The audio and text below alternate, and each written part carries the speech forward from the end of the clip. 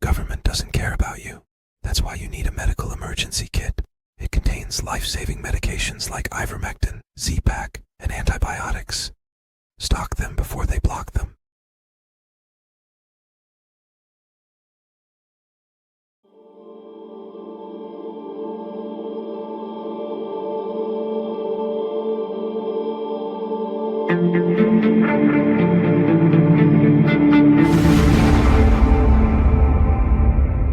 Whether to supply Tomahawk missiles to Ukraine or sell them to NATO and let them sell them to Ukraine.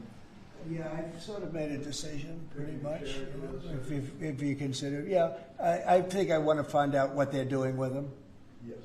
You know, where are they sending them? I guess I'd have to ask that question.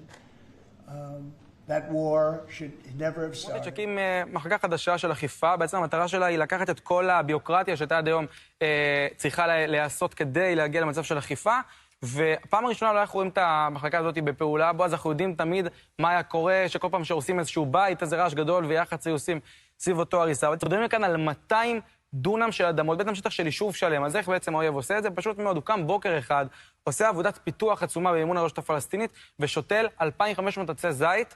מגיעים לשם טרקטורים, אפשר לראות את התמונות האלה עכשיו של הטרקטורים שפשוט הורסים את כל המטע הזה, קוראים את העצים האלה מהשורש. אני מקווה שזה לא איזה משהו קטן אנקדוטי, בועז, אלא זה תהליך שנראה אותם עכשיו פועלים מעכשיו, יחידת גרילה ששומרת על האינטרסים של העם היהודי של מדינת ישראל, בכל שטחי יהודה ושומרון. הם פשוט הגיעו בלי כל מיני גינונים מיותרים, בלי להדביק צווים על העצים.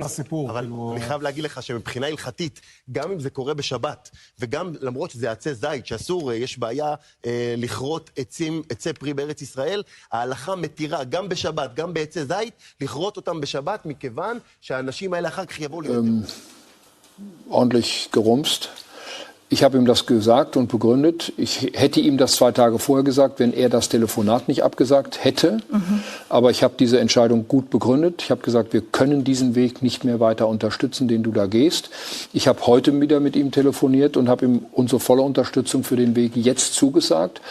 Und mein Verhältnis zu Israel und meine Grundeinstellung zu Israel hat sich nie geändert. Obwohl Sie mit dem Begriff Staatsräson nicht viel anfangen können. Naja, aber dieser Begriff ist ohnehin ja nicht ganz unumstritten. Staatsräson hat man in der Regel für das eigene Land und nicht für andere. Aber unsere uneingeschränkte Solidarität mit Israel, die hat für mich nie auf dem Prüfstand gestanden. Mein persönliches Verhältnis zu Israel ist uneingeschränkt gut. Das ist ein tolles Land. Das, was aber die israelische Armee dort gemacht hat, ging nach meiner Auffassung zu weit. Deswegen habe ich gesagt, an dieser Stelle können wir nicht weiter helfen. Ich hoffe, dass wir jetzt in der nächsten Woche sehen, dass das Problem gelöst wird, und dann werden wir weiter helfen. Glauben Sie das? Now, ballistic missiles that are intercontinental ballistic missiles for 8,000 kilometer range. What does that mean? They add another 3,000 kilometers, and they've got under their atomic guns, in New York City, in Target, Washington, Boston, Miami, Mar-a-Lago. Okay? So that is a very great danger. You don't want to be under the nuclear gun of these people who are not necessarily rational and who chant death to America. We have to make Israel strong. We know, and I know, that most Israelis support overwhelmingly my goal of military self-sufficiency, just as they supported my goal of economic self-sufficiency. And look what happened. Look at Israel today. It's we don't have, there's nothing that is left of this socialist past that we had that was ridiculous. We were like a poor Eastern European communist country, and we're not there anymore because they accepted the idea of self-sufficiency, of living by our own means, of living by our ingenuity, innovation, enterprise. Same thing is happening now with the military side of our life. We're going to be self-sufficient. And that's going to be very good for Israel. It's going to be very good. We have every country surrounding. They all want. I spoke with President Erdogan of Turkey. He's fantastic. He's been pushing very hard. He's a very powerful guy. And he's been pushing very, very hard to get this deal done. And Hamas has a lot of respect for him. They have a lot of respect for Qatar. They have a lot of respect for UAE and Saudi Arabia. We have, everybody is on our side to get this deal done. There's never been anything like it. Nobody's ever seen it. There's always been like 80% of them don't want something done. I think virtually, we even had a signal, a very strong signal, as you know, from Iran. They'd like to see this done.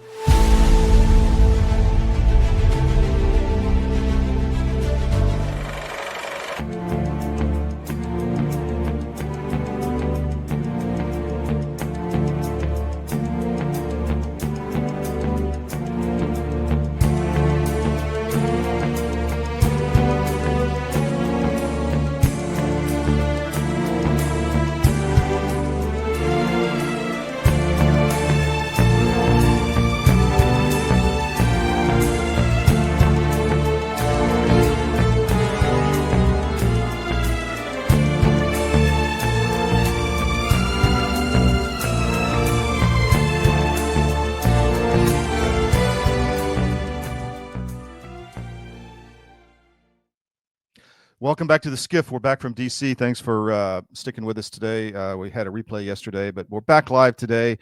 A lot going on. The news flow's intense. Today's theme is war and chaos. There's chaos everywhere and war everywhere. I want to say hello to the crew in the chat. You're cleared hot. Wow, such good engagement already. Amazing. Keep it up. Thank you very much. And check out whatfinger.com is a great aggregator site if you are looking for something after you check cdm.press. You saw in the cold open, President Trump has decided, it looks like, to send Tomahawk missiles to Ukraine. We're coming out against that in full force today. I think that's insane. And, maybe it's a negotiating ploy, whatever, but we're going to make our voices known. I don't want it, like the song says,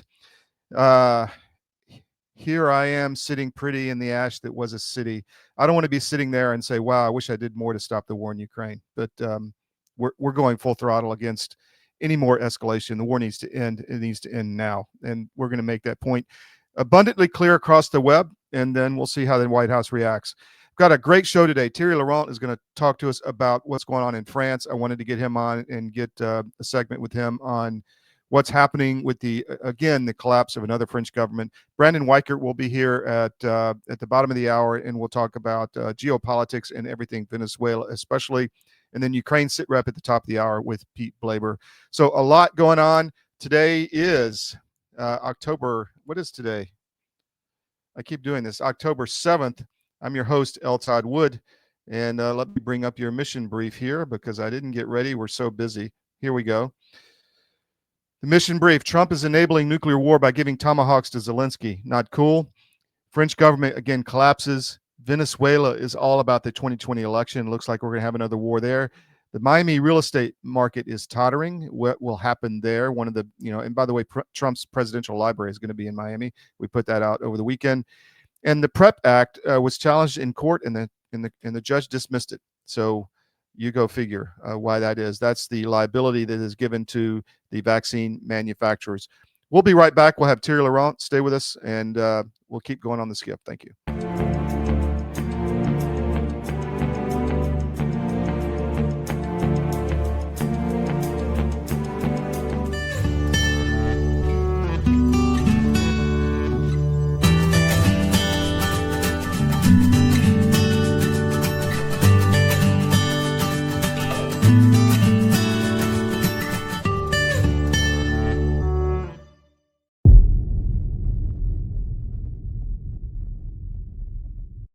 The bird flu is circulating. We're getting more and more press, more fear mongering, more warnings about this.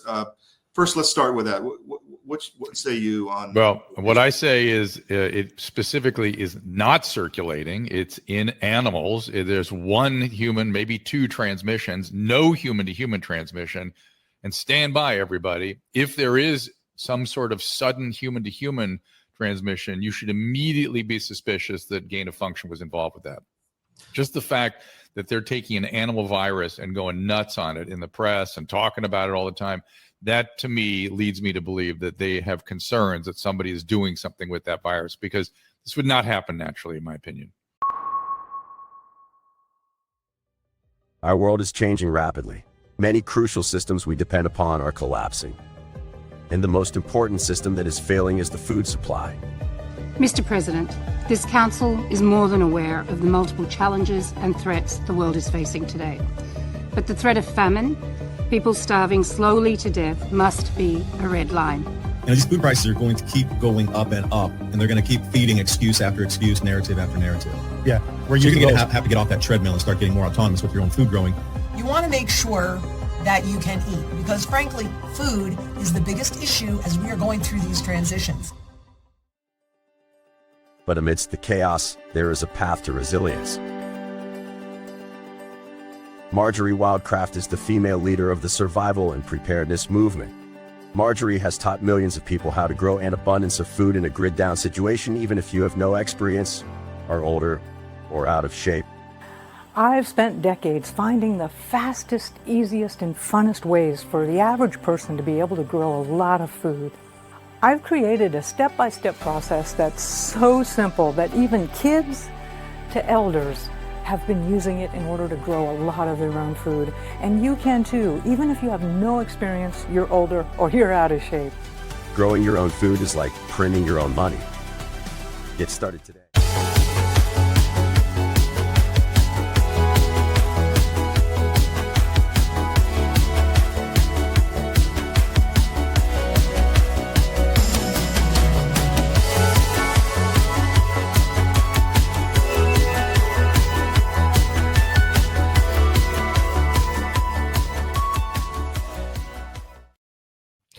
Welcome back to the SCIF. I'm going to bring Thierry Laurent right in right now, and we'll talk about what's happening in France. Thierry, my friend, good to see you again.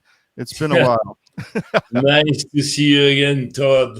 And with these troubling times, there is certainly a lot of things to say. Yes. But before to speak about what is happening in France, I would like to open a parenthesis in regards of the declaration that President Trump has been putting together in regard of the usage of those Tomahawk missile. And you know how I am sensitive to the Ukraine crisis because I've been living in this country for 10 years and I've been establishing very good relationship with certain numbers of members of the Russian government due to the positioning I have been adopting because I do believe that Ukrainians have been misbehaving. And what is happening is at least 80% on their responsibility.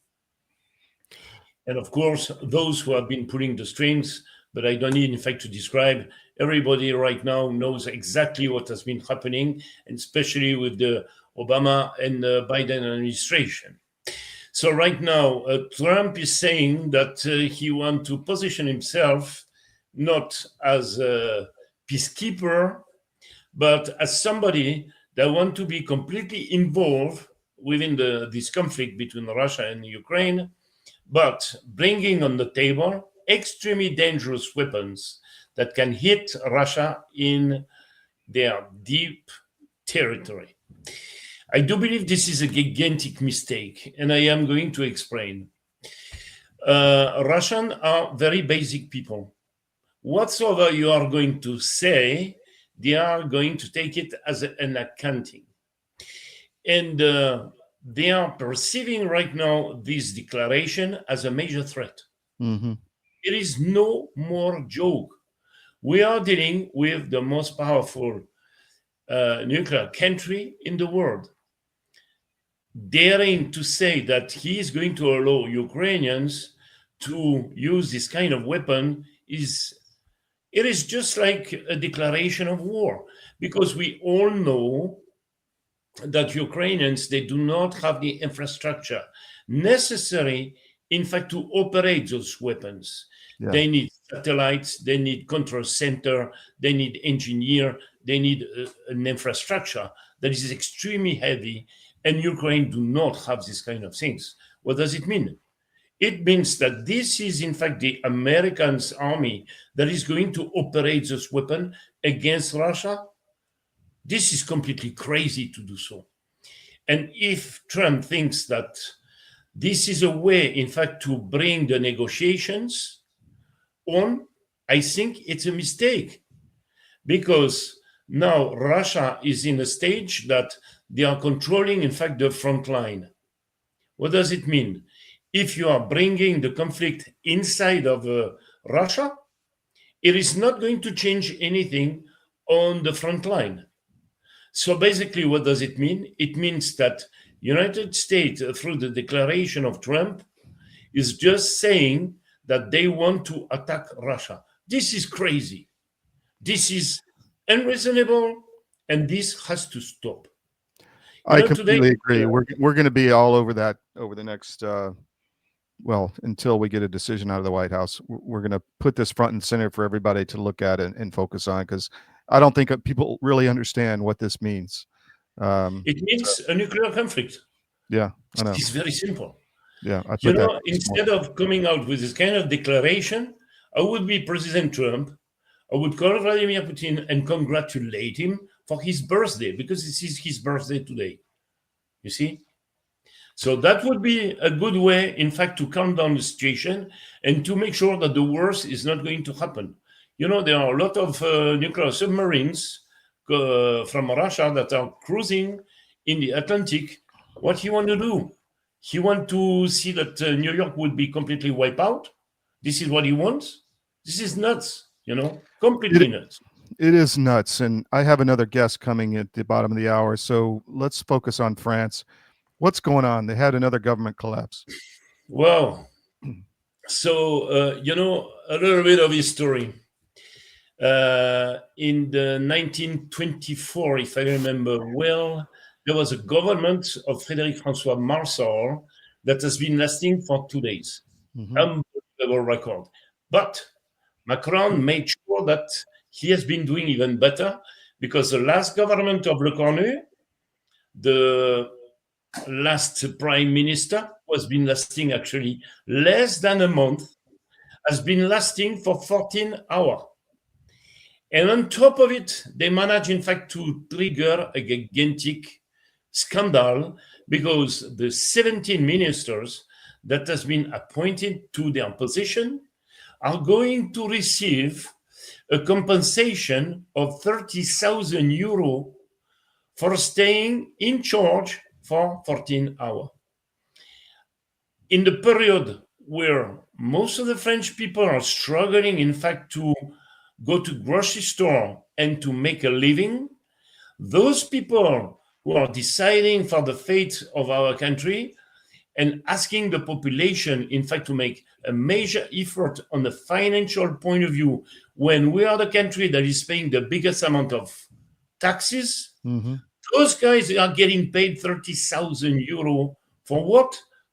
Less than half a day of work, when they haven't been even sitting in their chair of minister. This is just unbelievable. So basically, let's go rewind the movie a little bit in the way that we understand what has been bringing us to be in such a situation that is completely critical. So, since 2017, we have been witnessing the destruction of a former global economic power, which is France. It has been sold by those who were heading the states to transversal globalist entities, because this is where those people are coming from. They are all coming from the Young Global Leaders organization. They had an agenda, and their conductor, Macron, has been organizing the dismantling and the absorption of our country within, in fact, the European Union. For which reason this is happening? Well, this is like a sort of wish, because he wants to become the king of a kingdom that is not existing and that he calls Europe. He thinks that the entity of nation needs to disappear, and he needs to build this country that is just like a remake of the USSR that is going to end exactly the same way. So basically, the technique that he has been using for so long is to oppose different group of people in the way that he can make the arbitrage out of it and continue, in fact, to manage the country the way that he wants, in fact, to handle it, and not the way that is necessary to make sure that the people has a great living and are living in harmony, and on top of it, in a prosperous country. He has been opposing the yellow vest versus, in fact, the bourgeoisie class. He has been opposing the vax people and the anti-vax, the pro-Russian with the pro-Ukrainians, and so on and so on. We arrive to the point where France is on the knee. It's tired, it's ruined, it's stressed, it's delusions, and attacked, but very annoyed, because most of the people start to understand where the problem lies. And people are getting informed through intermediary medias. They are using social media, the information is circulating. And finally, the anger has been crystallized around one individual. And who is this individual? This is Macron. So it looks like to me that France has been breaking a mirror to deserve 7 years of misfortune by crossing the path of a black cat, and this black cat is called Macron. You see? So right now, what we're observing is that France is like 747, and there is nobody in the cockpit. Let's see what has been happening here.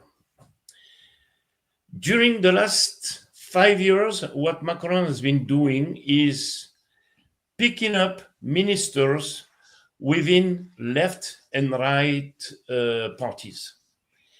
And he has been using them as if they were a sponge, in fact, to clean the mess. On top of it, most of his prime minister, and there was loads of it, have been using what we call the Article 49(3) of the Constitution to force through the institutional mechanism all the, the laws and the reform that he wanted to put together for his own means, or the means of those who has been helping him to be elected. So basically, this is not about the well-being of the people. This is about the well-being and the wealth of the people that has been sitting him wherever he is right now. So right now, he finds himself cornered with he's no longer able, in fact, to form a government, because nobody within the last government that he has been putting together, it was a sort of mix between the right and the left people, are able, in fact, to discuss with each other. And on top of it, the parliament is completely fragmented. There is no majority within any kind of groups that are constituting it. So within 5.5 years, we had 7 prime ministers. Look at the numbers, it's unbelievable. Edouard Philippe, 36 months. Philippe Castex, 22 months. Elisabeth Borne, 17 months. Gabriel Attal, 8 months. Michel Barnier, 3 months. Bayrou, 9 months. Le Cornu, the last one, 1 month, not even 28 days. But Macron has been asking him to stay another 2 days to come out with a sort of platform that would be able, in fact, to manage the country and manage to satisfy everybody, which hasn't been working until now. So when did the French people get in the streets again? I mean, well, for the moment, everybody is just astonished and stunned by whatsoever has been happening. And you know that the last 2 to 3 weeks, there were a lot of protests. But it seems to me that as the leftist of Jean-Luc Mélenchon has been trying to hang on this movement, a lot of people have been pushing back because they don't want to be associated to these guys that is, how to say, aligned with one part of the globalist agenda, meaning opening every border. Yeah. The French population has been shifting to the right side because they want their security to be handled properly. We had one minister of the interior, security, if you prefer, Mr. Otayo, who was supposed, in fact, to manage the situation and put the order in line with whatsoever the population expect. He was not able, in fact, to put his policies together because Macron do not want. Don't forget where Macron is coming from. He is just piloted by Soros, who want that the population in Europe will be completely mixed because their project is about, in fact, to transform everybody into consumer without any identity in terms of culture, religion, or political means. So basically, the agenda of Mélenchon is exactly aligned with the agenda of Macron. And this is the reason why Macron has been choosing this right guy,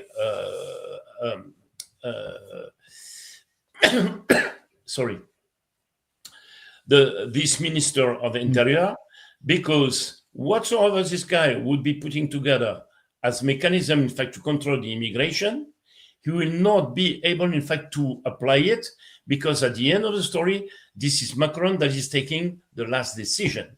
So basically, it was a way, in fact, to neutralize him, saying, look, we are trying to do whatsoever we can, but at the end of the story, in the back end of the door, Macron is just locking up, in fact, the mechanism necessary to solve the problem. So well, it's just a clown show. It no longer is even credible to look at. It's just exactly. You know, so I guess I got to go here in a minute. But what do the French people do in this situation? Well, there is something that has been changing. Okay. And what we're observing within, in fact, all the social media, and especially on X, is that people start to retaliate very seriously and start to insult any kind of minister that is showing off. Look at what has been happening with the Minister of Defense. And this is the reason why the government has been completely collapsing. Because Retailleau could not handle the fact that Bruno Le Maire would have been part of the government. And Macron and Le Cornu wanted him to be at the heads of the Ministry of Defense. And Le Maire was the responsible for the economy right before.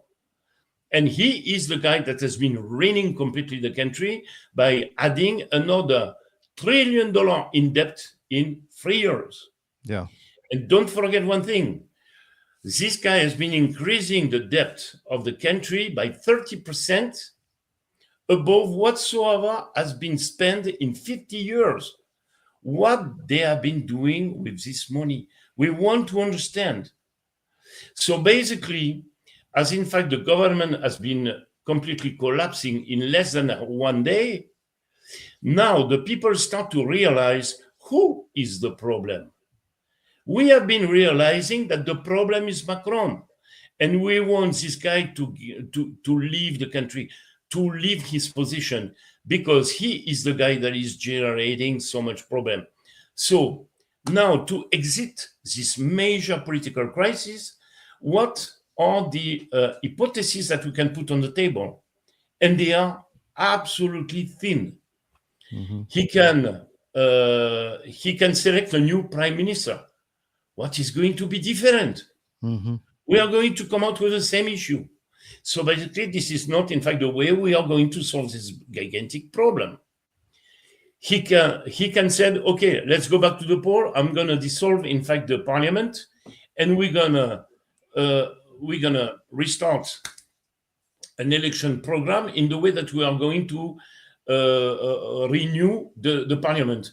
But right now, the French society is so fragmented on the political point of view that this problem is going to come back in a recurrent manner.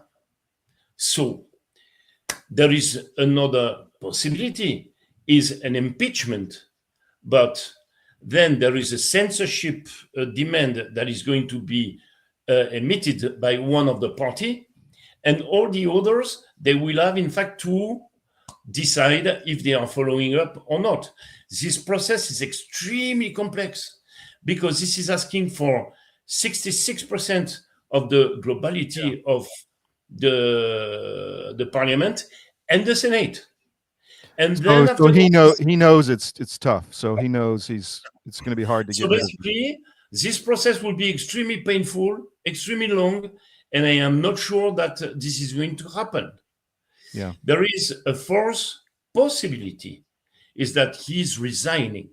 But in regard of his ego, his deafness and blindness to the anger of the French people, I do not believe this is going to happen. Well, he won't resign because he's working for somebody else. That's what. Yeah. He's implementing. So therefore, there is another possibility, is that the people will go in the street and ask for his resignation at the point that the protest will be so big that he will not have the choice, in fact, to run away. Yeah. Now we are in limbo. We don't know what is going to happen in the next 48 hours. Actually, he said that he will take his responsibility if Le Cornu, who has a mission, in fact, to set up this platform to put kind of people coming from we don't know together in the way that the country will be manageable and the budget will be signed up. But I do not believe this is going to happen, because if it hasn't been happening in 1 month, what Le Cornu is going to be able to do in 48 hours? You see? So, Thierry, I have to go, but I want to have you back when we have some focus on this, because I have another guest coming on. But okay. Thank you for the information, and we'll watch what happens of your 4 possibilities. In the next 48 hours, we are going to be fixed regarding what is going to be the next step. But I can tell you one thing, we are going to face very serious trouble in this country. Very, very serious. I think you're already there, as we. So, Thierry, we'll have you back soon and get an update. Thank you very much. Okay. Bye-bye. Bye.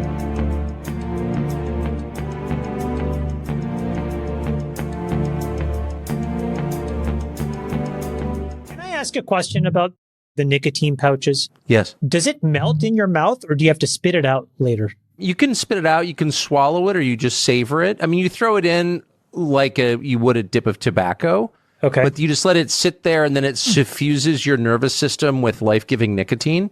And it really does feel like the hand of God is massaging you. But does it feel like the high of smoking a cigarette? It's simultaneously, if you can imagine the Zen paradox, higher alertness accompanied by deep relaxation. Wow. So you really are, it's a Zen experience. You're like cat-like in your readiness, but you're fully And how long does it last? I always have one going. Sometimes if things are, if I need it, I'll put another one in. So I've got 18 milligrams of nicotine, but that gives me an unfair advantage. You're banging 18 milligrams? Woo. That's impressive. I don't like to, because everybody else kind of recedes into the background, and I become this kind of colossus when I do that, and I feel guilty about it. Hubris is inevitable at that point. So I usually keep it to 1. I mean, I could use a new addiction. Oh, yes. What's the gateway drug level? What would you prescribe? This sits between caffeine We and cocaine. sell a 3 milligram, but there's a transition, like all great addictions. Like, it's not instant. You do vomit at first, but then your body acclimates. Wait is finally over. My towels are back in stock, but not for long. Get a 6-piece My Towel set, regular $69.98, now only $39.98. Towels that actually work. What a concept. And that's not all. Check out our My Pillow bed sheets, only $29.88. Any color, any style, any size, even kings, regular $119.98, now only $29.88. And how about our limited edition premium My Pillows, made with Giza cotton and a designer gusset, made exclusively for you to thank you for all your support. Queens $17.98, Kings only $19.98. So go to mypillow.com or call the number on your screen. Use your promo code to get My Towels for $39.98, My Pillow bed sheets only $29.88, and our limited edition My Pillow Queens $17.98 and Kings only $19.98. Quantities won't last long, so order now.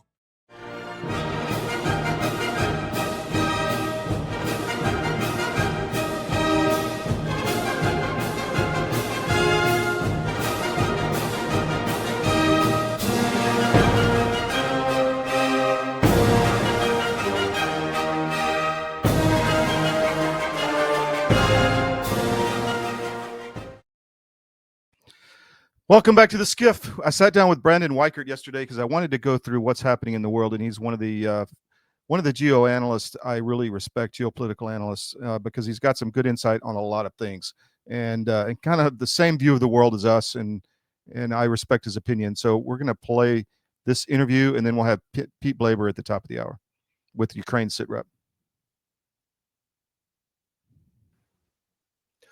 So we've been talking to all the smart people we know about what's going on really in Venezuela, and I wanted to get Brandon Weichert on and get his opinion. So Brandon, how are you doing, man? Thanks for joining me. I'm good. Thanks for having me, as always. I saw some of the stuff you were posting on Venezuela. I've done a lot of business down there. I know it pretty well, and it interests me. I don't think it's about drugs. What do you think this is about? No, I think drugs is the cover. It's the cover story, for lack of a better term. I actually think that this all goes back to 2020, the stolen election claims in the United States. We know that a Venezuelan election official has turned whistleblower in the ongoing Tina Peters tragedy. Tina Peters, of course, is the Mesa County, Colorado election official who had the gumption to do her job and try to audit the electronic voting machines that were in her county, and she was put in prison for her troubles. But there's an ongoing appeal, and they've got this Venezuelan to come forward as a whistleblower, and he explained under oath how, and you can access it online. That's General Flynn and Patrick Byrne, some of these other guys. Put it out. Yeah. And you put it out, right? So anybody can access it. But this Venezuelan official claimed that the Maduro regime has for years had awareness of the multiple electronic vulnerabilities in our electronic voting machines. The allegation is, I believe, that Smartmatic, which was founded by a group of Venezuelan expatriates, was created to basically manipulate electronically elections all over the world. And in fact, I believe 3 officers of this company are indicted in a Florida grand jury for charges, if memory serves, in Philippines from 2016, saying that they were bribing election officials. So this all goes into Trump's allegations that the 2020 election was stolen.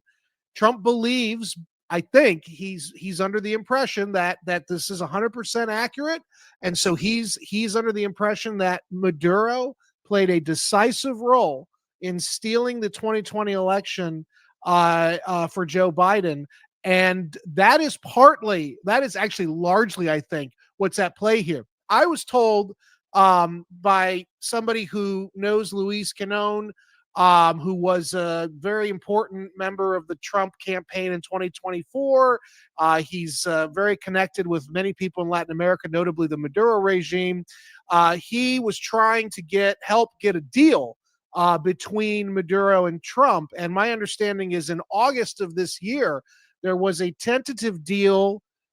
Basically, the Maduro was going to take on 2,000 Venezuelan returnees, I think every month, might have even been every week, from ICE. We capture them, we send them back. They'd accept them, no questions asked. Right now, they're taking in about 150 to 200. Another part of the deal was they were going to sell increased levels of Venezuelan oil to U.S. oil firms, notably Chevron. And then another thing was they were going to open up exclusively to U.S. firms to begin developing all the untapped rare earth minerals in Venezuela. Now, that sounded like a good deal, but the Trump administration said, no, we don't want that, and they deployed that flotilla instead. The only reason this makes sense, because Trump thinks he's a deal maker. This is his thing. Why wouldn't he take this amazing deal? It's because Trump believes Maduro overthrew the government in 2020 here in the United States. He's probably right on some level.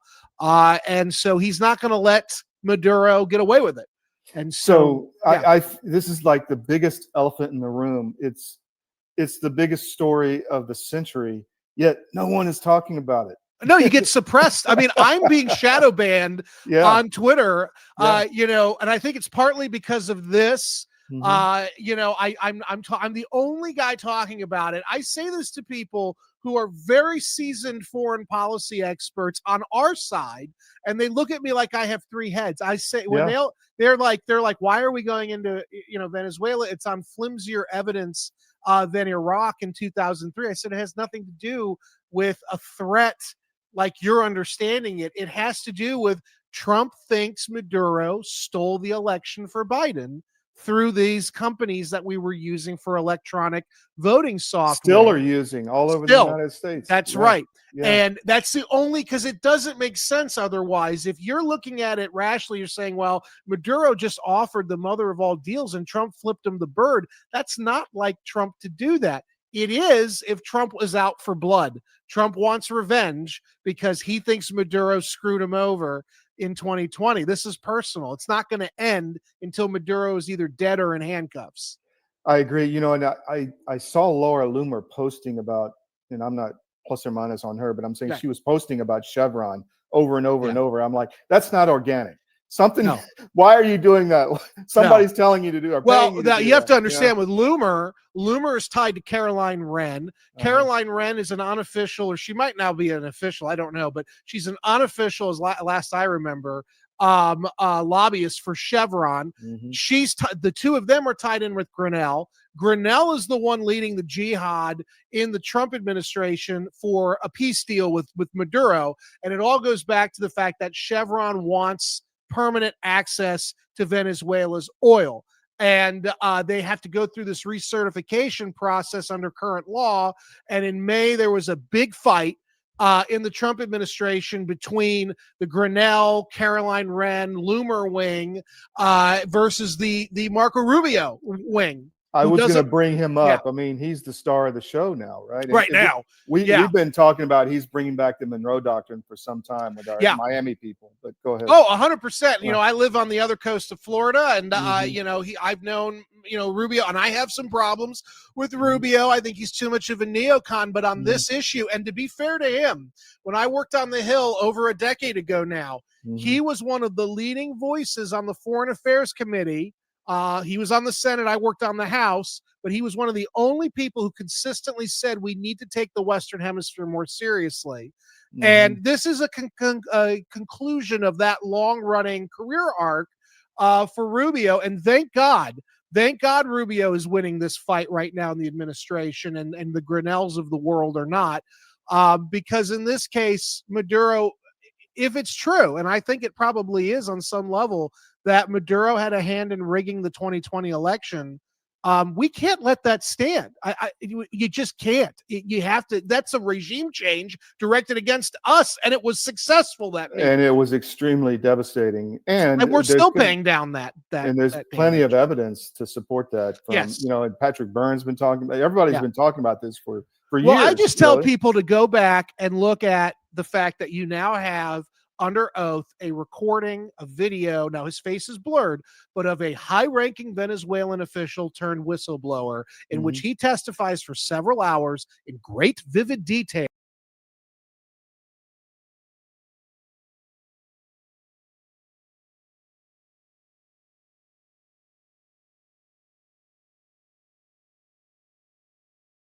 Who will be more favorable to Venezuela and Venezuela's allies in China and Russia and Iran, and that's usually the Democrats. So you have it under oath. Somebody is saying it under oath. If they're lying, they will be prosecuted, or worse. They're not lying. This individual is telling the truth. So this ties into a much bigger thing, because you've got you know, Air Force and Navy aviation assets poised to strike targets inside of Venezuela. They're going in the next couple of weeks. 100%. I'm 100% convinced that I've been told this by people involved, that it's all lined up, ready to roll. And then you've got Russia. I had heard, I haven't verified it, sending troops there now, or at least in small contingents. Well, Russia has had Wagner Group guys on the ground. In fact, I don't know if it's still the case, but I do know up until about a year ago, during the whole election chaos down there, Wagner guys formed the nucleus of Maduro's personal guard. So I don't know if he's still being protected by them, but I know until a year ago he was. So that begs a whole nother question: is maybe the reason Trump's a little more firm on Ukraine, which I don't agree with, but maybe he thinks Russia's involved with Venezuela in this whole thing. Maybe. You know? I don't think actually. I think Trump rhetorically is being tougher in the Ukraine issue.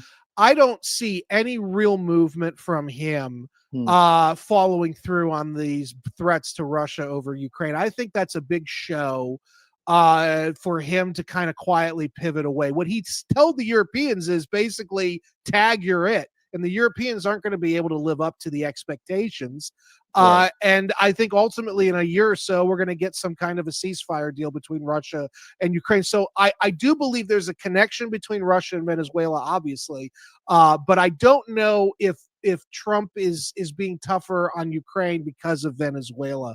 I think another thing to keep an eye out on is I actually think Trump is being a very sly fox here, and I might be wrong, but I think really the timing of Venezuela is also aligned perfectly with Netanyahu's desire to reopen the Iran war that ended inconclusively in June. I think Trump is desperately trying to avoid having to repeat another airstrike against Iran. I sure hope so. Well, I hope think about right. it. If he's getting Israel and Hamas to at least sign a ceasefire, whether it holds is irrelevant.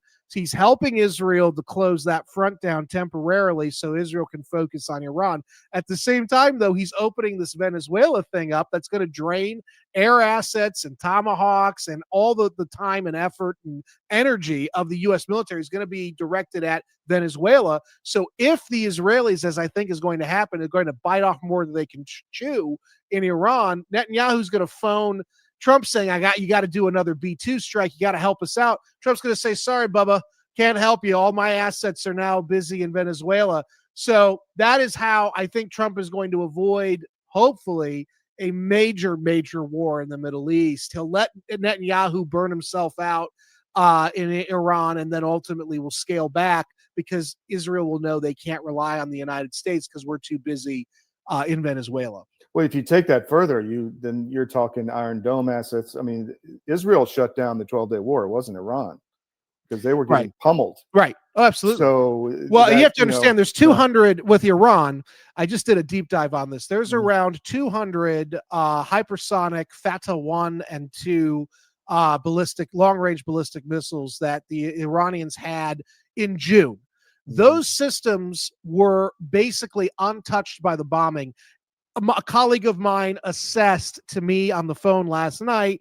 He thinks that since that time, they've probably doubled that number. So anywhere between 200 and 400 hypersonic ballistic missiles the Iranians have access to. There is no defense against those weapons. Those are the weapons that did a lot of the damage to Tel Aviv that the Israelis weren't allowed to talk about with the media. So what I think is going to happen is Israel's going to open up this front thinking the Trump administration is going to have their back all the way. And then the Israelis are going to be in for a rude awakening when Trump says, sorry, buddy, I can't help you. It's a little bit of a revenge play from Trump. Remember, this is what Netanyahu did on a smaller scale during the Soleimani strike in 2020. Trump went out on a limb for Netanyahu, planned with Israel to kill Soleimani, the IRGC general. And then at the last minute, literally the night before, Netanyahu called and said, hey, buddy, I can't help you out. Sorry. Payback, I think, is coming in a very big way. Well, then that makes you want, Marco Rubio is one of the biggest neocons out there, him and Huckabee. So where is he going to play in all Well, this? I think Marco Rubio, that's a great question. I think this is Trump manipulating everybody, including his own people, who he knows are poison pills.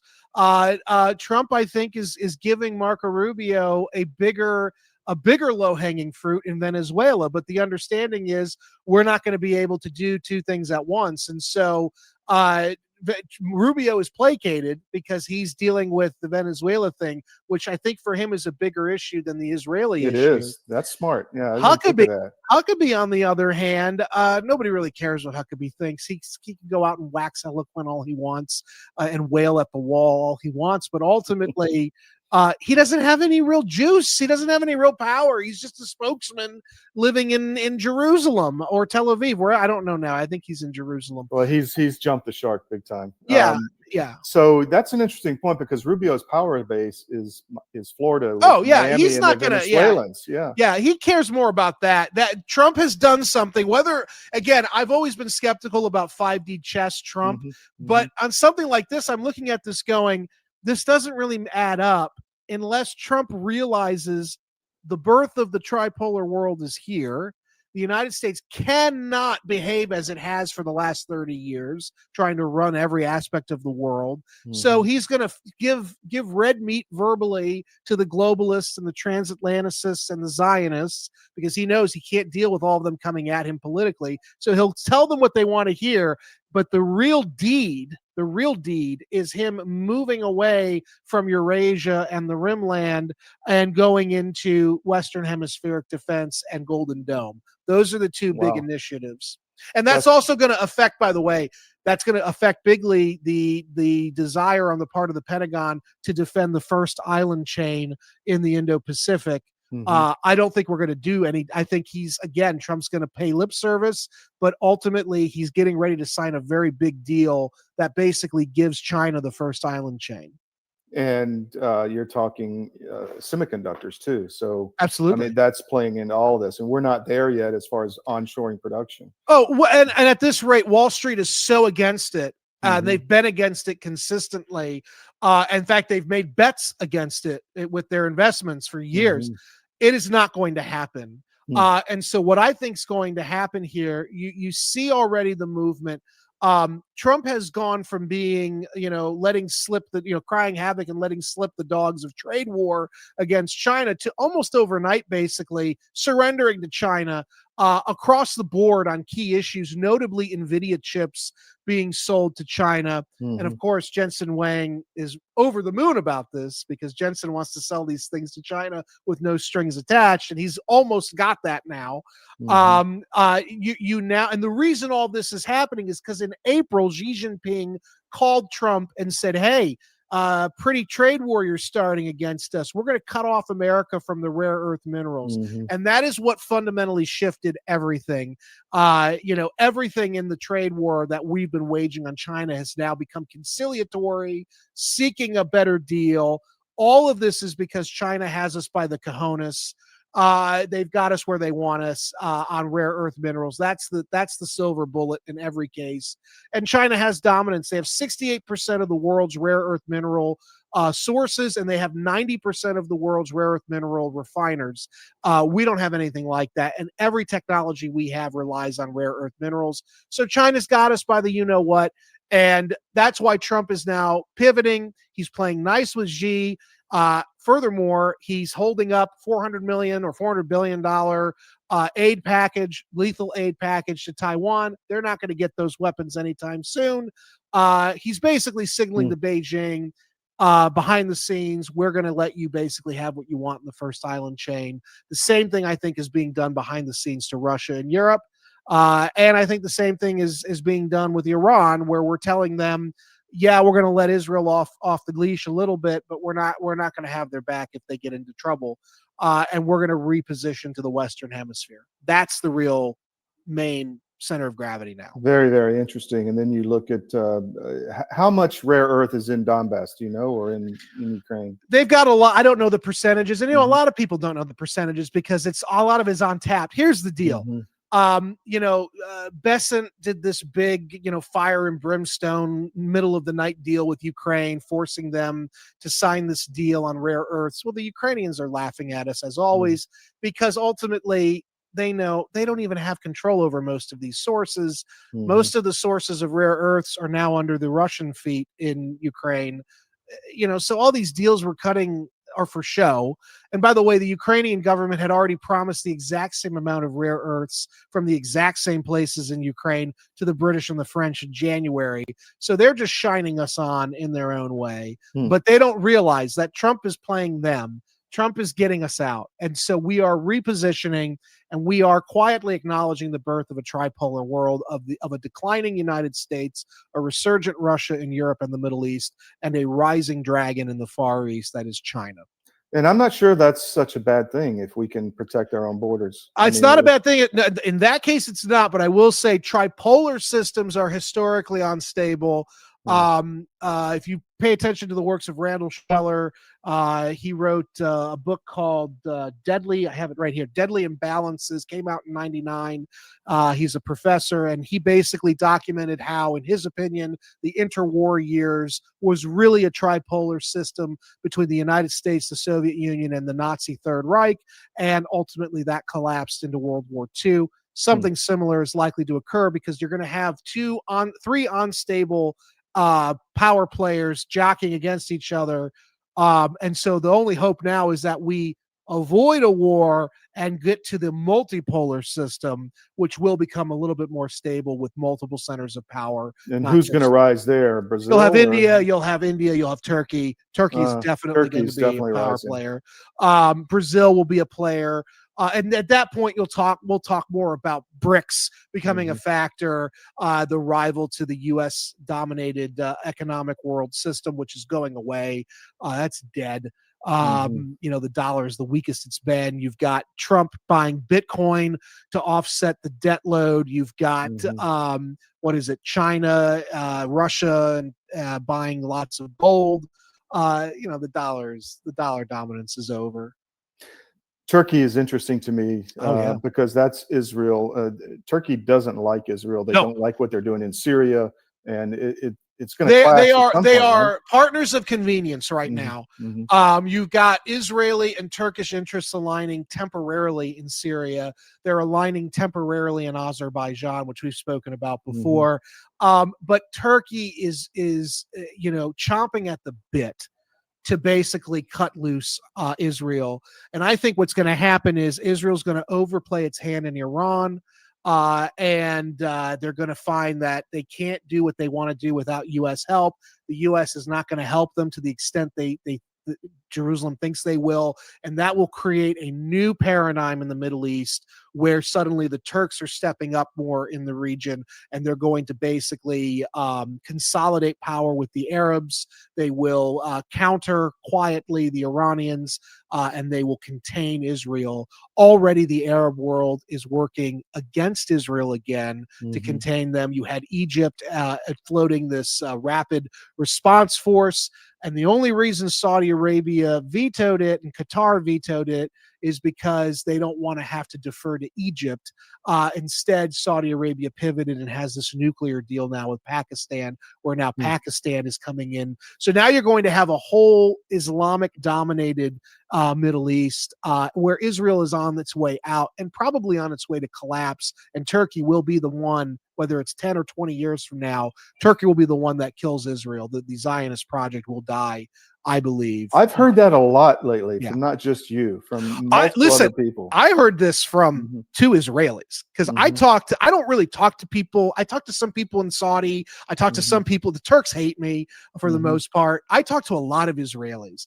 And this is coming from two Israeli expatriates. Now, they are members of the liberal side in Israel, and they're fretting about what Netanyahu is doing or going too far.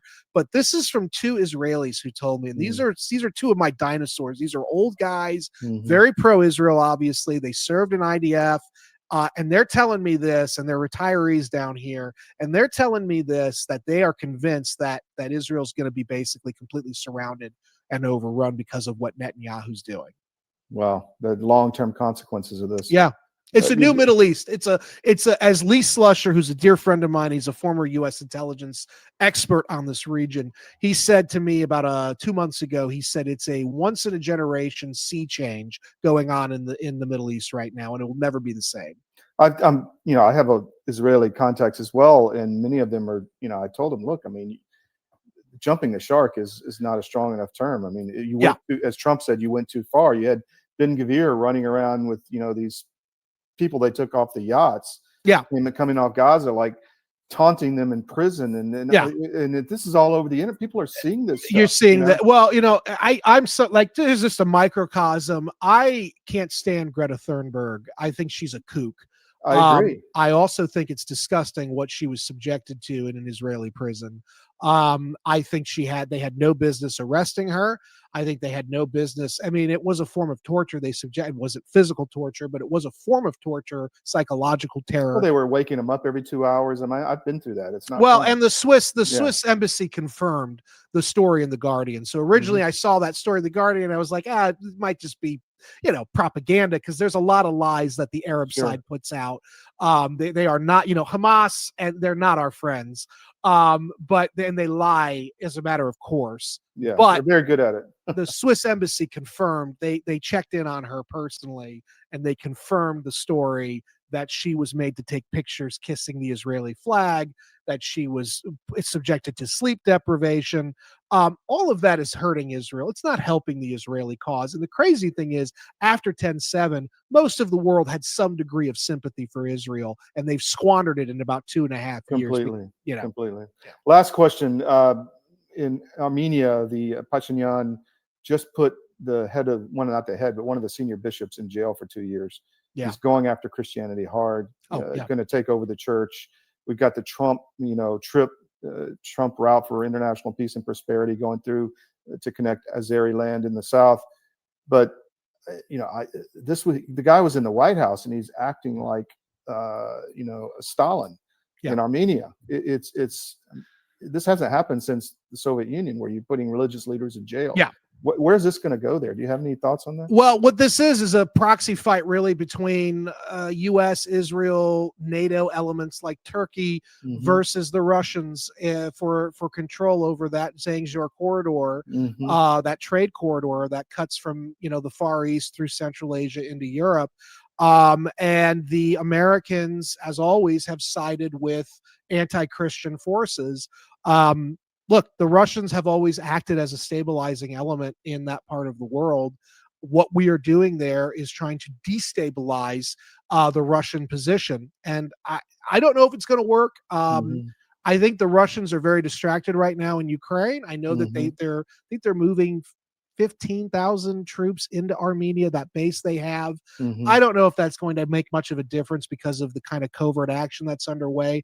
But just your audience needs to understand, the Christians are the latest of Armenia, the latest victim of this Western, U.S., Israeli, Turkish push to reconfigure the entire trading profile of Eurasia so that it orients itself toward U.S.-backed elements. And the Christians are simply in the way. Yeah. And to me as a Christian, I don't like that my government is aligning with anti-Christian elements. I don't care if the Russians have sway over Armenia.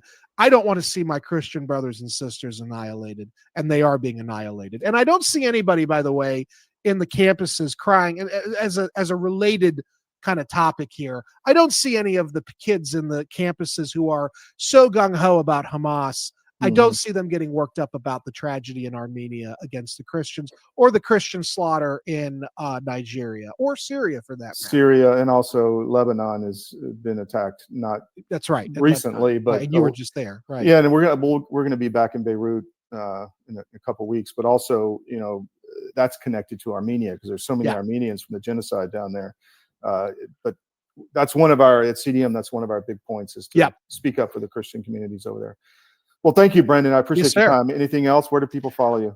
Follow me at @WeTheBrandon on Twitter. I'm shadow banned there, but that's where I am for now. You can get my books at Amazon or wherever your favorite bookstore is. And check out my new podcast. This is my 6th week doing it. The National Security Hour. It airs every Wednesday night at 8 p.m. Eastern on iHeart, and then it's available the next day on any Apple podcast, any podcast thing. And it's through AmericaOutloud.news. Got it. Yeah, we're shadow banned too. You know what's interesting? We're throttled completely, and also Rumble is starting to throttle us. That's not surprising. Really pisses me off. Well, it's because of the Teal Israeli connection. Yeah, I mean, we're dropping followers there like crazy. But truth, we've got over 6 million followers there now. It's wild. Devin Nunes got me my check mark personally on Truth Social, but then I've been critical of Trump, and I noticed that my Truth Social account is completely See, my problem is I anger. Eventually, I anger everybody. That's where we are, man. That's why I like you so much. I think. Thanks, Brandon. We'll talk to you soon. Bye.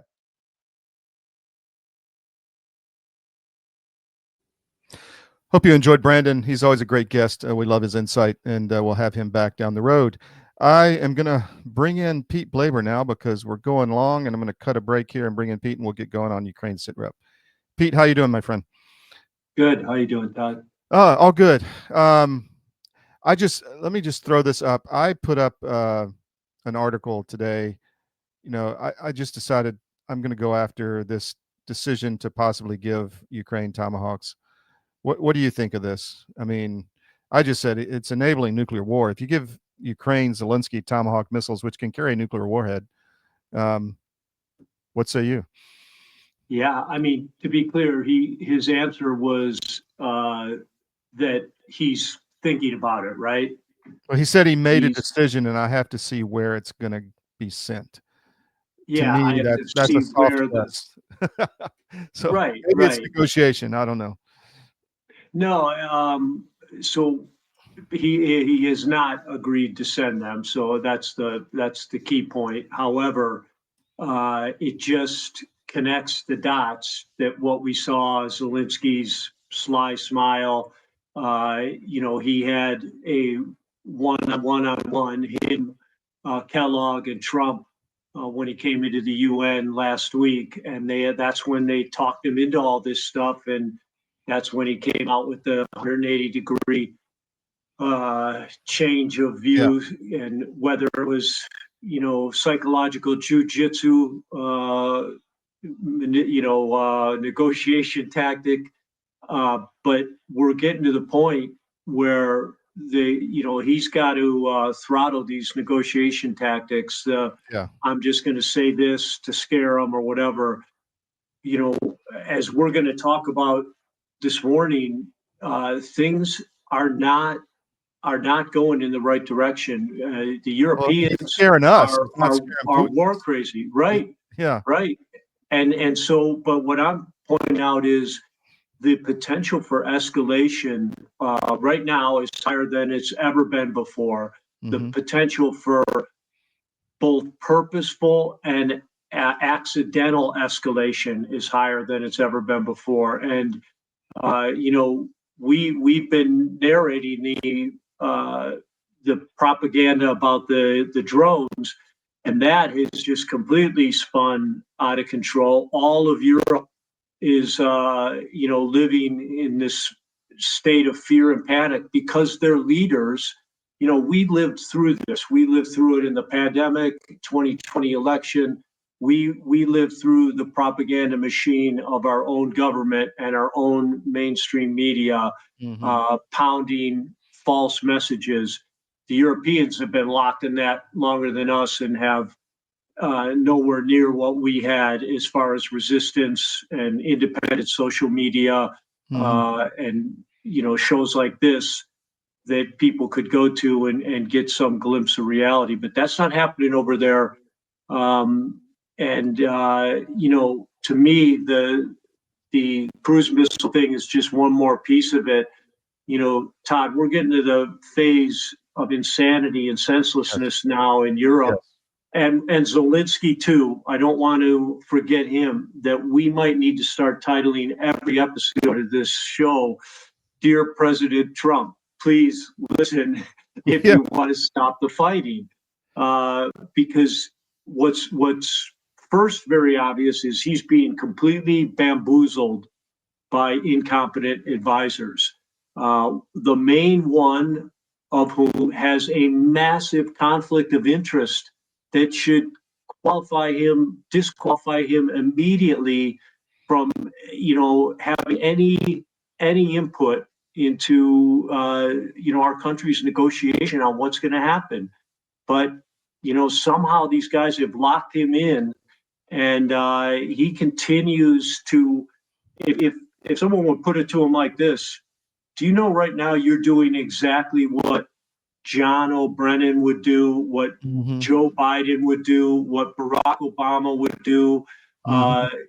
This is their war. This is what they're doing. All these people, and then the EU, every one of whom did everything they could to prevent him from being reelected in 2024, sided, endorsed, Kamala Harris. And yet, so there's no need to try to appease them or be nice to them, because what they're doing is holding Europe hostage, and what they're doing with their lies and their propaganda against Russia is, up there with these other crimes of the century that we've been talking about. So yeah, it's insane. Go ahead. Yeah, I'm just saying, so Europe continues to bang the war drums with their empty rhetoric. We'll send troops, yet they have no troops to send, and no citizens who would support sending troops. The EU says we'll send billions to Ukraine. We're going to increase our budgets. None of those funding streams go into effect until 27, 28. And that includes the funding to increase their defense budgets. But the EU, regardless, the EU can't stop talking about war and have worked their citizens who are a captive audience of a completely controlled mainstream media in Europe into a state of propaganda-induced fear and panic. And we're going to show that there's, supposedly Russian drones over Munich, Russian drones over Copenhagen. And every one of them has turned out to be exactly what if someone had asked you or me, hey, a drone was seen over the Copenhagen airport, what do you think it was? We wouldn't even hesitate. Some kid with a drone who heard that drones are flying near airports. If you remember what happened here in the summer of 24, when those, and it turned out the FAA was allowing a company to test drones. But as soon as the first ones were sighted on the East Coast, every young man with a drone began flying his drone at night, pulling it out of the closet, dusting off the dust and putting it up in the air. So the drone propaganda again. Sorry, I just to sum it up. Yeah, is this example of create the big lie, spread it on as many mediums as possible, and then pivot off the lie to create more propaganda. And that's what we're seeing, in a whole new phase now with Europe.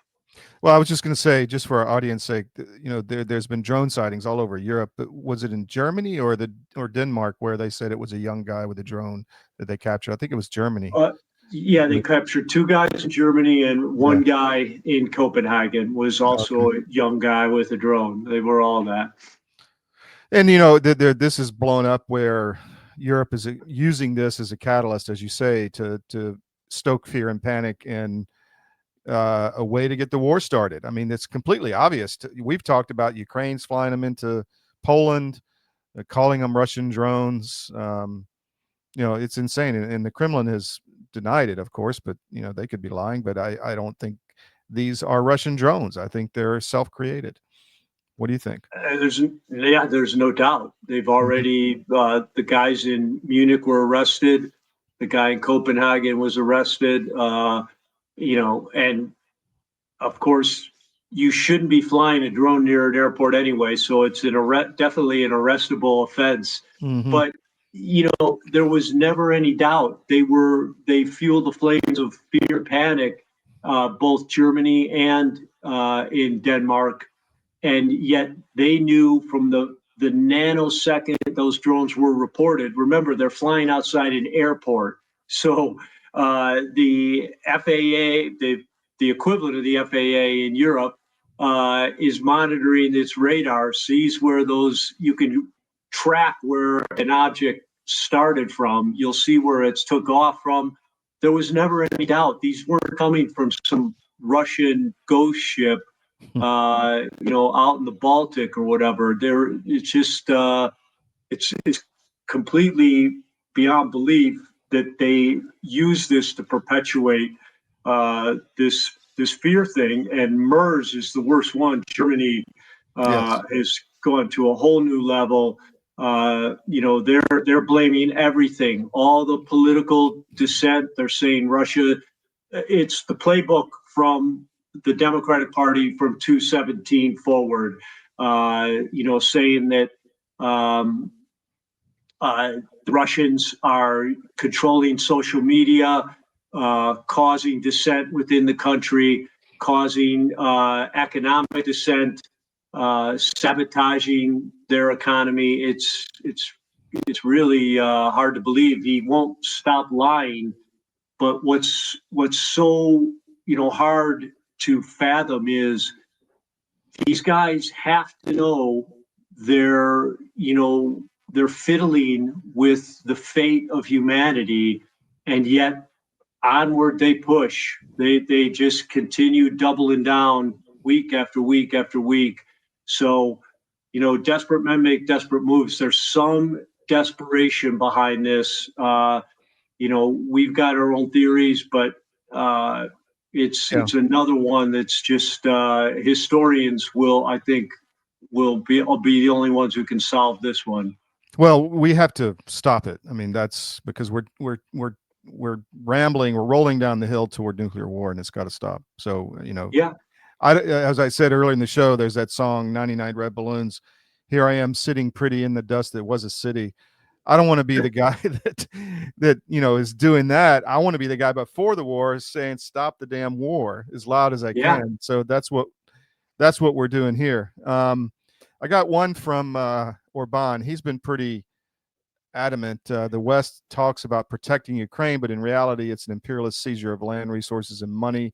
The unfortunate Ukrainian people are being robbed, and those who push for war disguise exploitation as protection. Do not harbor illusions. This is about power and profit. So this is what Russia's been saying for some time. Orban seems to be in line. I've got a video. It's not this exact video, but the only one I could find was another one if you want to play that. It's similar. Yeah, no, but leave that up because those words should be etched in stone. And Orban's been a hero of this, standing up to the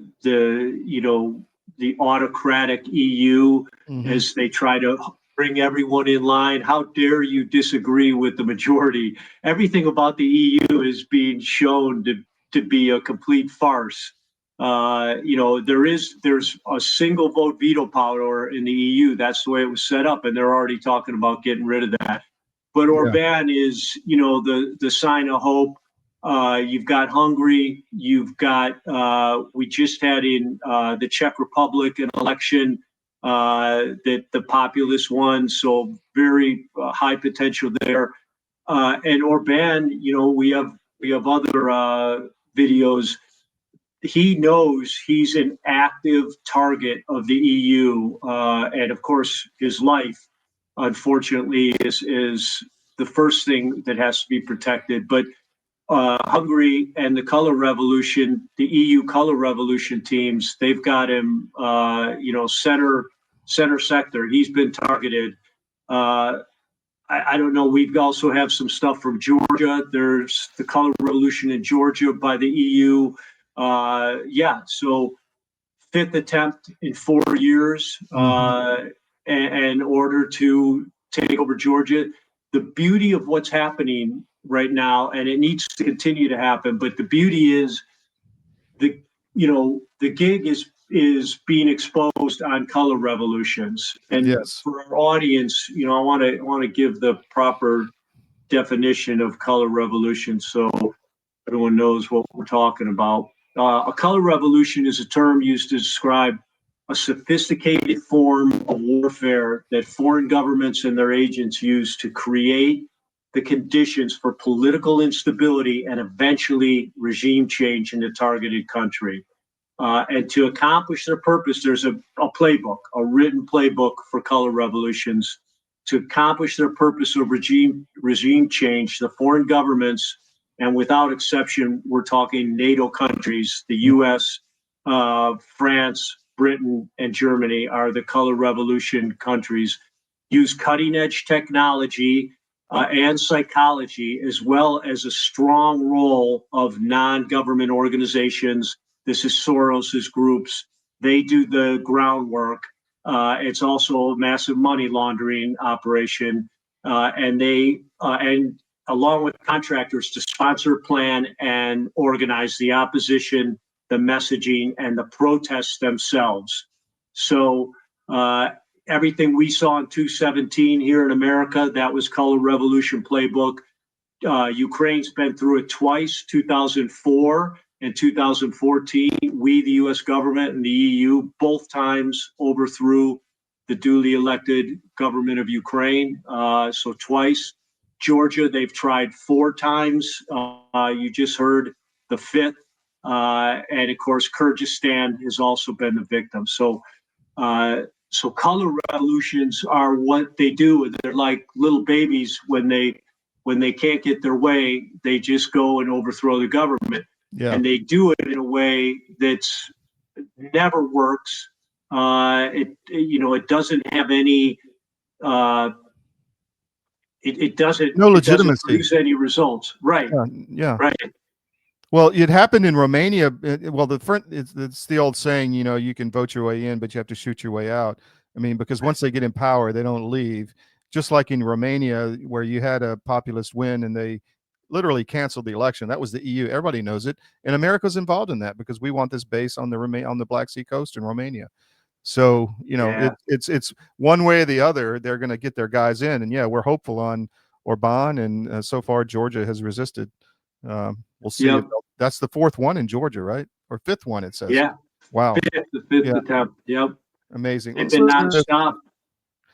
But and it's the EU trying to overthrow these governments and put their people in charge. And if you read my first article, it's on Substack. The history and chronology, the chronological history of the war in Ukraine. I explain in great detail about color revolutions and the reason they need to be outlawed by the United States is they never work. This is a bunch of State Department and CIA blue bloods, meaning their only experiences with their Ivy League diploma that they got, and then they went in and they pick out these leaders of other countries. The other countries not picking them. These individuals are. We, the people of America, are. These individuals are, and they always pick the wrong people. Going all the way back to when we were little kids, Antonio Somoza in Nicaragua. The track record is not being hyperbolic. It's 0 and like 1,000. We've done 1,000 of them, and 1,000 have turned out badly, and 0 have turned out well over time. So, of course, the reason they don't make sense is biologic. You're messing with nature. You're putting a person who doesn't deserve, who's never been part of, who the people have not chosen into power. And, that formula never works out because they're not motivated properly. They don't have anyone to keep them in check. And, they answer to someone who doesn't live in the country they're supposed to be governing. Well, that's what we had here in the U.S. with Biden, obviously. It was a form of that. So, we lived through it. Yeah.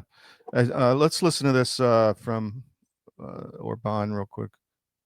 Hungarian no to more money, billions of European Union to Ukraine. Will you still be against it? Yeah, we don't support it because in our understanding there is one simple mission to be done by the European Union to support President Donald Trump efforts to make peace. That's what we should do, nothing more. Do you trust Donald Trump to make the peace? If is there anybody in the globe who is able to manage a peace now, he's the President of the United States. But how come your colleagues, for example, our Prime Minister in the Netherlands, Dick Schoof, they don't really trust it?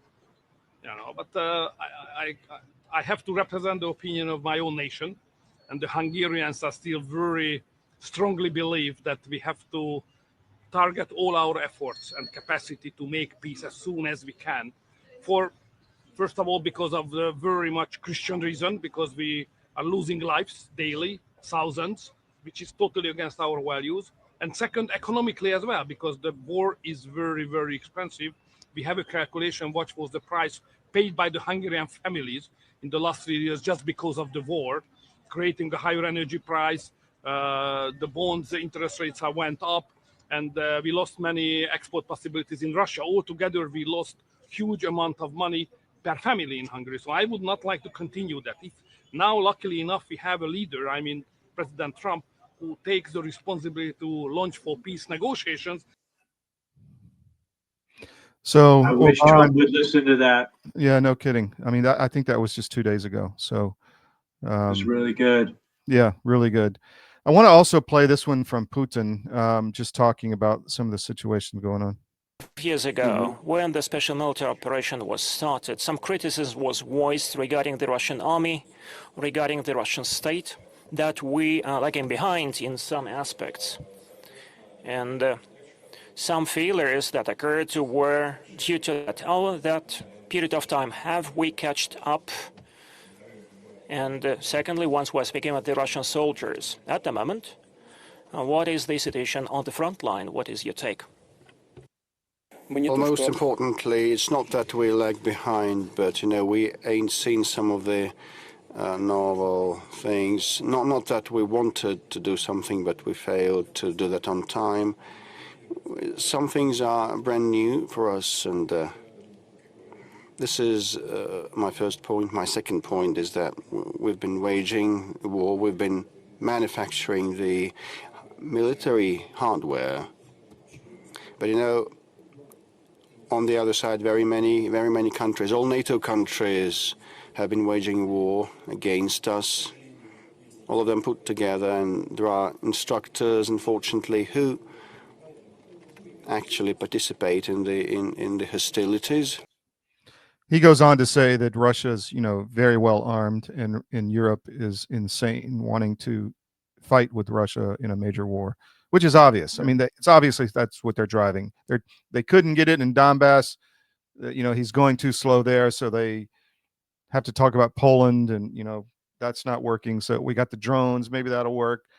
So who knows? What do you think? Yeah, I listened to the whole thing, and he really between him and Trump, what we've seen in just this last year of talking to the press, answering questions, saying things out loud is unbelievable compared to where we were, compared to the way European leaders interact with the people. You're seeing a real standard right there, and everything he said was accurate. To start out with, the guy asked him, "Hey, in the beginning, we were behind," and he didn't really address that, but it's true.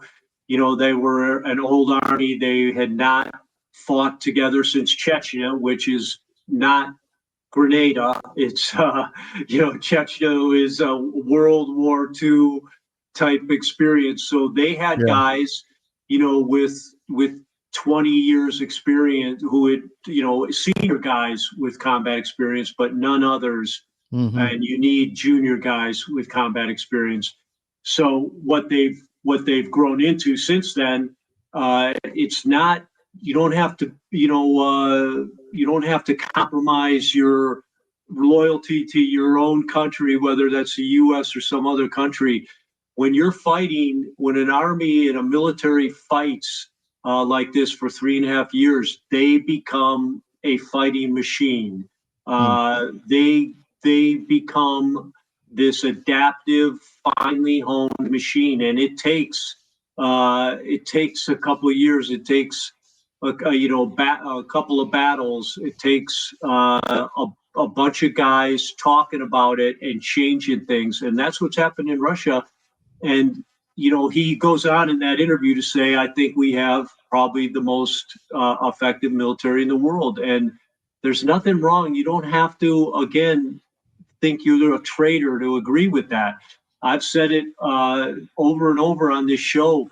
In those first years after 9/11, the U.S. military was not, without a doubt, the most powerful military on the planet.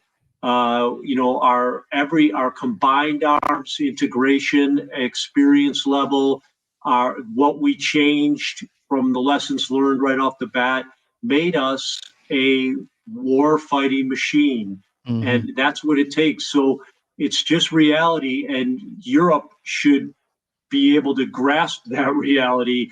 They're like a minor league baseball team thinking about playing a pro team. They have no ability to go up against Russia, especially the Europeans, because they've allowed their militaries to fall into such a state of disarray. So he's right about what he's saying, and again, the fact that he's saying it and openly talking to the press is another example of how badly the European leaders are failing their people. Well, it's obvious that Russia is, is focused on East Ukraine. I don't believe they have the wherewithal, the stroke to go into, Estonia or Poland. They just don't have it. So this is all a false thing. And you have Zelenskiy out there saying, well, one way or the other, we're going to be part of the EU and NATO, like saying, I'm going to make it happen. I mean, dude, who the hell are you? And he's threatening Orban. He's threatening Hungary, like literally threatening him. We have a couple of clips of it. It just shows what a tyrant he is. And same thing, no elections. I don't know if you have that clip. We have another clip. I couldn't find that video. So they're still beating men on the streets within an inch of their life. And folks, again, the fact that they're beating creating forced conscripts right there should tell everyone all they need to know. President Trump should be able to watch 2 of those and go, oh, why have you been lying to me, to his advisors? Because you can't be a country that has any chance to win a war if your own citizens don't want to fight for it and are fighting for their lives to not fight for it. And to put it in even more context, Russia's military is all volunteers. So there's no forced conscription in Russia. They have what we have, a system where you have to register for a draft, at draft age and whatnot. But these are volunteers. Russia's 100% volunteer, and it's taking in over 35,000 new soldiers a month. So, you don't have to have an opinion. You just need to look at this war factually and understand everything that's being told to us. Everything that's not hyperbolic again is a mirage. It's a propaganda. It's designed to provide propaganda and to create an alternate reality. Ukraine can win. Russia started the war. Just give them more money and they'll be able to hold on. Russia's threatening Europe. Fake. Right. There's nuclear armed drones flying into our airports. It's insanity. Everything they're doing is a propaganda lie. Desperate men make desperate moves, and the desperation is showing here. But what should get our attention from this desperation is, as the desperation goes up, the potential for escalation goes up. And these European leaders are playing with fire. And, if they keep playing with it, they're going to get burned. So I'd say my recommendation to President Trump can stop this thing tomorrow. And here's what he needs to do. It's not pulling out of Ukraine is the obvious, but that'll actually to separate these people will actually take a while.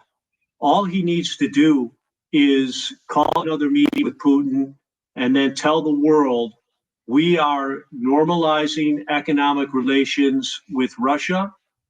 We have agreed to a peace treaty. We will not go to war with Russia. We will have nothing to do with this Ukraine.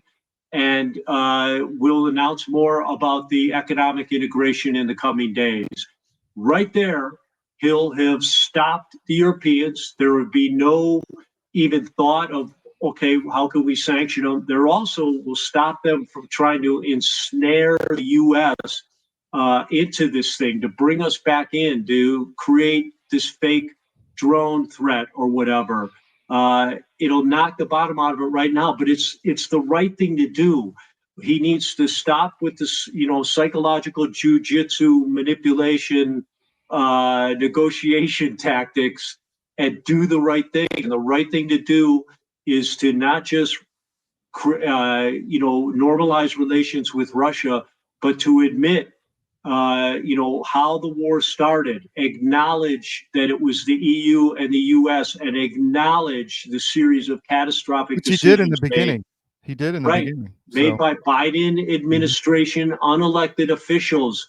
He doesn't need to, the worst thing he can do is complement those decisions, which is what something like the Tomahawk missile decision would do. He needs to do the opposite, and that would end the war right away. Pete, thank you very much. Really appreciate it.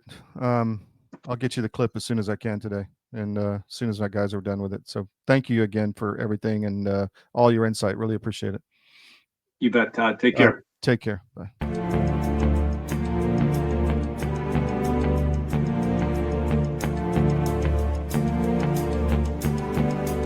Celebrate our newest launch, Rev 7. I'm bringing you an amazing introductory offer. plus an exclusive overstock sale that you're not going to want to miss. Rev 7 is our premium energy drink that tastes great and gives you energy all day with no jitters and no crashes. That's because there's no sugar and no caffeine. I'm so sure you're going to love Rev 7 that for a limited time you can try our 3-pack absolutely free. Or check out our Percale bed sheets. I can't believe I'm even going to say this. Every color, every style, every size, only $29.88. So go to mypillow.com or call the number on your screen. Use your promo code to save 20% on our Rev 7 12-packs or try our introductory 3-pack absolutely free. And our Percale bed sheets, all sizes only $29.88, even the queens and kings.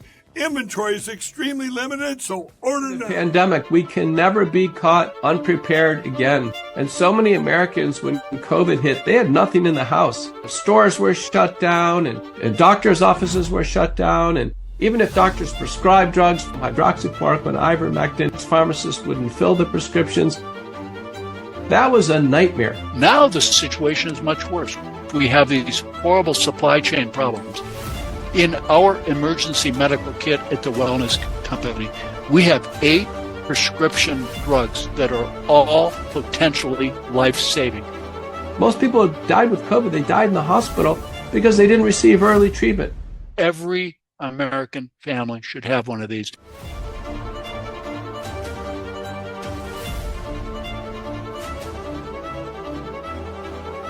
I can tell you the Wellness Company kit is the answer.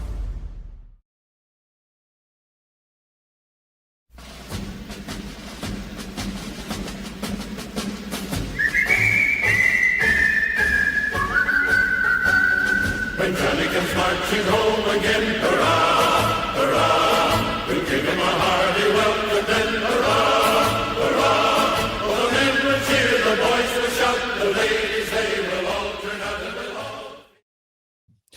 Welcome back to the SCIF. I want to throw up some stories that you should be aware of that we've been tracking. One of our expertise is in Central Asia and Eastern Europe, and the Pashinyan government in Armenia has just put a senior bishop in jail. This hasn't happened since the Soviet Union. Pashinyan is a globalist. He's bringing in migrants. He's implementing the attacks on Christians, and he's attacking the Christian church, the Apostolic Church in Armenia. We've reported on it extensively. And he's also preventing, the Trump administration is looking to return Christians to Nagorno-Karabakh and Artsakh, which is the ancient Christian Armenian territory. And Pashinyan is against it. So that's not good. Here's the other article. Here's the article on the priest being put in jail for 2 years for allegedly threatening the Pashinyan government. So this is a globalist tyrant who is destroying Christianity in Armenia for Turkey and other nations, and is not good. And Trump needs to end this. He was just in the White House, actually, and it's not cool. This was story on the Miami Independent, our Miami paper, MiamiIndependent.com, about voter rolls in Palm Beach. Over 12% dirty on the voter rolls, not authentic voters. Voted by machine or vote by mail. That's how they run. That's how they roll to do the fraud in Florida. It's not cool. And then there's another article on the Miami Independent. You should look at the Miami real estate market. We've been following that pretty heavy. I just wanted to outline those. A lot going on today. Crazy show. I want to just talk real quick about stocking stuffers as we get close to the holidays.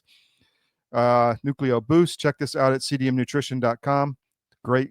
Slip right in the stocking here. This is the capsule form. Go to cdmnutrition.com to check out that. It's a way to give you all the nutrition you need at the cellular level without taking a lot of pills. So check out Nucleo Boost at cdmnutrition.com. Check out my books, Paying the Price in Currency from History of Books. Great reviews online. Fantastic reviews, actually. And the rest of the series of the Conor Murray novel series will be republished soon through Histria. And what else? Alp. Get a sleeve of Alp at alp.com. Get a magazine full, a bunch of tins, roll them up. Perfect stocking stuffer, slips right in. So alp.com, cdmalp.com. We will see you tomorrow, 10 a.m. We've got great guests. We're going to talk about something big that's going on in Florida tomorrow. right off the bat regarding the election fraud. So join us Monday through Friday, 10 to noon Eastern on the SCIF, and we'll see you tomorrow. Thank you.